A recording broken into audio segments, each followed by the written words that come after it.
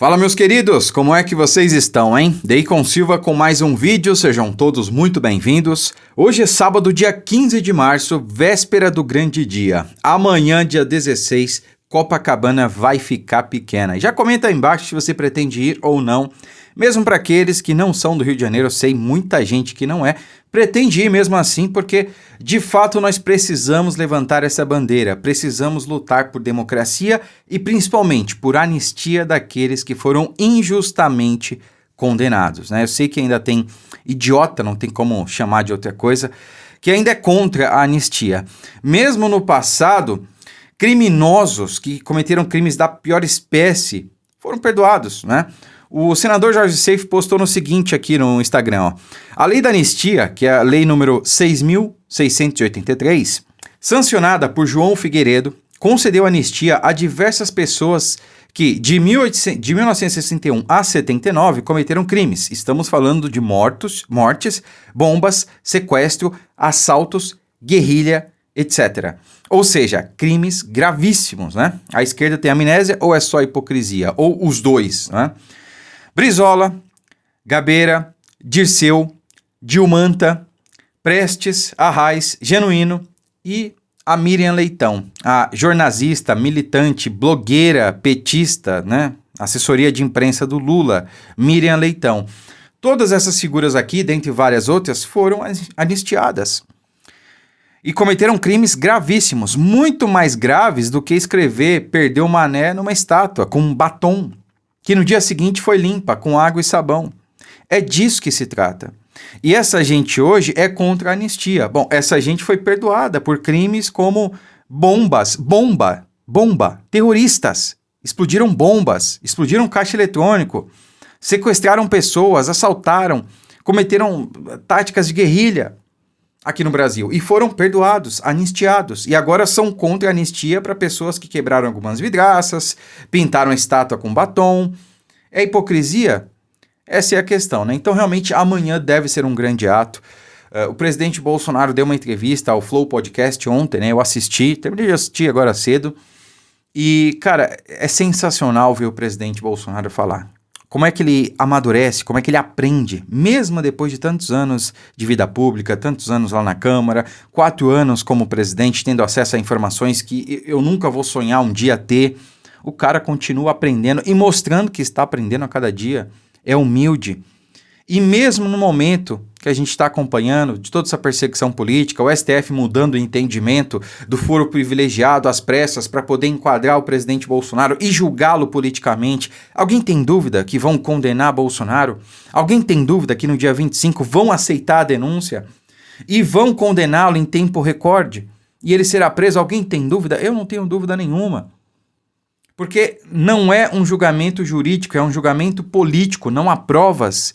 Não há sequer crimes cometidos por parte do presidente Bolsonaro, que, vejam, é acusado de depredação do patrimônio público e ele não estava no Brasil. Olha que loucura nós estamos vivendo. E provavelmente ele vai ser condenado por isso.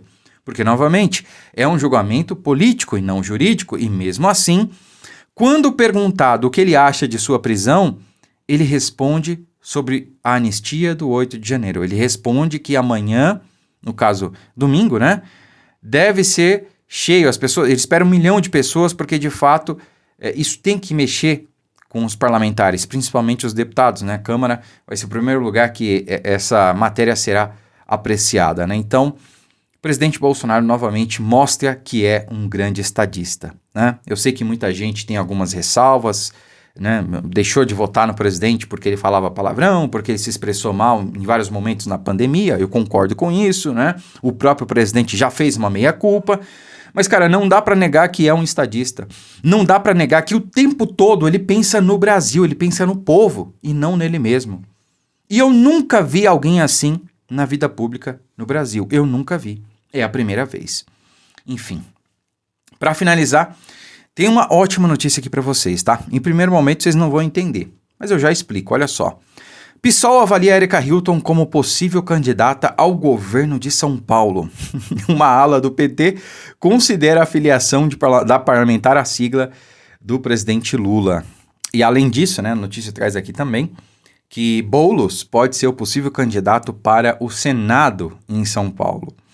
Cara, eu fiquei muito feliz com essa notícia, porque é a oportunidade que a gente vai ter de tirar a Erika Hilton da vida pública, de tirar Guilherme Boulos da vida pública. Eles vão perder os mandatos. Quer dizer, Erika Hilton, governadora de São Paulo, pelo amor de Deus, cara, você pode trazer quem for. Traz o Haddad, traz a Erika Hilton, traz o Boulos e coloca os três disputando para governador de São Paulo. Soma a votação dos três, que ainda assim vão perder para o Tarcísio. Vão perder para o Tarcísio. Porque São Paulo finalmente se libertou das amarras do PSDB. A oligarquia que era o PSDB aqui em São Paulo, a gente se libertou e tá vendo que um governo de direita, um governo como o do Tarcísio, e tendo ali figuras como Guilherme Derrite na segurança pública, cara, não tem palavras para qualificar. É de longe, infinitamente melhor do que os governos anteriores aqui em São Paulo. Os números não mentem, né? Números de violência aqui decrescendo, roubo, enfim, os índices criminais diminuindo, os índices econômicos subindo, o PIB de São Paulo aumentou mais do que o PIB do Brasil. São Paulo é o estado mais rico do Brasil, e adivinhem por quê? Porque o PT nunca pôs as mãos aqui. Nunca tivemos o PT no governo do estado de São Paulo, por isso somos o estado mais rico do Brasil. Assim como Santa Catarina, o PT nunca governou, por isso é um dos melhores estados do Brasil para se viver, talvez o melhor IDH do Brasil, se não me falha a memória. Quer dizer, se o PT fosse bom, a Bahia, onde o PT está governando há mais de 20 anos, seria o melhor estado do Brasil. Muito pelo contrário, é um dos piores. Lamento dizer isso. A Bahia, que tem o maior litoral do Brasil, cerca de 870 quilômetros de praia, que tem centenas de pontos turísticos. A Bahia, que é feita de um povo honesto, de um povo trabalhador, com uma cultura riquíssima. Centro turístico nacional e internacional. Lamentavelmente, é um estado onde a criminalidade impera. Onde você não pode tirar uma foto assim, ou assim, ou assim, ou qualquer outro símbolo, porque senão no outro dia você amanhece morto.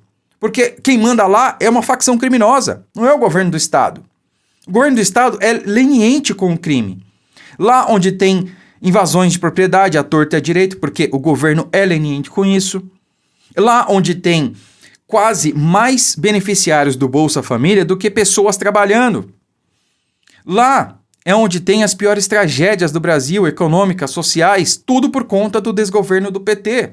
Eu tô falando da Bahia, mas eu poderia falar de Pernambuco, do Rio Grande do Norte, do meu estado natal, Piauí, poderia falar do Maranhão, onde esse sim é outro estado governado pela esquerda, governado em partes pelo PT também, que tem ali mais pessoas beneficiárias do Bolsa Família do que trabalhando formalmente. Flávio Dino governou o estado do Maranhão por 8 anos e é o estado mais miserável do Brasil. Parabéns aos envolvidos. Quer melhorar de vida? Para de votar no PT. Para de votar na esquerda. E o povo está vendo isso. Quando perguntarem por que as pessoas do Nordeste saem de lá e vêm para São Paulo, fale isso para eles. Olha, mas pergunte isso para eles, né? Mas espera aí, você vota no PT, né? O PT não é tão bom assim, por que você está saindo do Piauí e vindo para São Paulo? Por que você está saindo da Bahia e vindo para São Paulo? Ah, porque não tem emprego. Por que não tem emprego? O PT não é maravilhoso? Né? Não é o governo dos pobres? Não é o governo do amor? Por que você está saindo, então, de uma terra governada há décadas pelo governo do amor, né? Pelo PT, e vindo para São Paulo, onde nunca foi governado pelo PT? É isso, a realidade, meus amigos, é uma coisa chata para essa gente. Não tem como mascarar a realidade, não tem como negar a realidade. Sabe, ontem eu estava discutindo com uma figura, né, com um camarada, para não falar outra coisa, que estava querendo discutir, que estava querendo negar a realidade.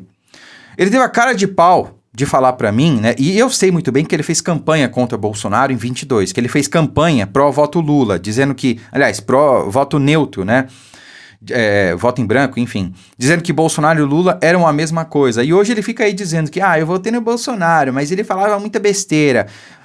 Eu sou de direita. Você é de direita, meu amigo? Quem é de direita defende a liberdade. Quem é de direita não defende, né, a picadinha compulsória. Quem é de direita não é contra o governo que mais fez por esse país. Quem entregou o governo no seu último mandato, né, depois de uma pandemia, depois de uma guerra, com o superávit. Quem é de direita não pode ser contra um governo desse, não importa o que o presidente Bolsonaro falava. Então, assim, negar a realidade é uma coisa que a esquerda faz muito bem. Esse é o argumento que nós temos que ter com as pessoas, principalmente no período eleitoral. E sempre que surgir a oportunidade, a gente deve esfregar na cara dessas pessoas a realidade. Olavo de Carvalho, nosso saudoso professor, já dizia: moderação na defesa da verdade é um serviço prestado à mentira. Então, quando a gente estiver diante de uma situação onde estejam mentindo, deturpando os fatos, não se cale. Claro, não falte com respeito, não precisa arrumar briga com ninguém, principalmente se for familiar, mas exponha a verdade. Fala, mas peraí, mas se o PT é tão bom assim, por que a galera sai do Nordeste e vem para São Paulo, vai para o Rio Grande do Sul, vai para Santa Catarina, vai para o Mato Grosso? Por quê? Porque não vão conseguir responder. Por quê? Porque a realidade é uma coisa difícil, impossível de ser negada. Curta, comente, compartilhe o vídeo, deixe o seu like, isso é muito importante. E amanhã será um grande dia.